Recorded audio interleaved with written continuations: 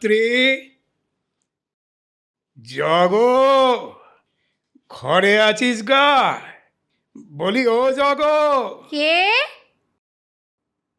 ও মা, গোলক মামা যে, কি ভাগ্যি আমার। ও মা, সন্ধ্যা নাতনি যে। এ, বড্ড যেন রোগা রোগা দেখাচ্ছে। কই না তো, ভালো আছে ঠাকুরদা। হ্যাঁ, ভালোই বটে। মাস ঘুরতে চললো, রোজ অসুখ রোজ জ্বর। এই তো আজকেও সাবু খেয়ে রয়েছে। তাই নাকি? তা হবে না কেন বাছা?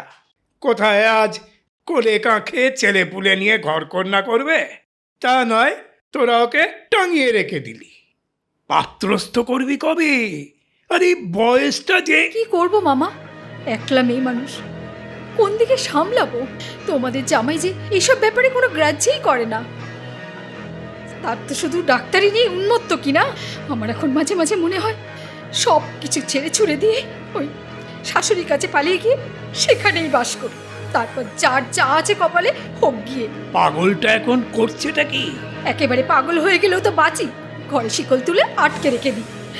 এ যে দুইয়ের বার, জীবনটা জ্বালিয়ে পুড়িয়ে একেবারে খাক করে দিলে। তা বটে, তা বটে।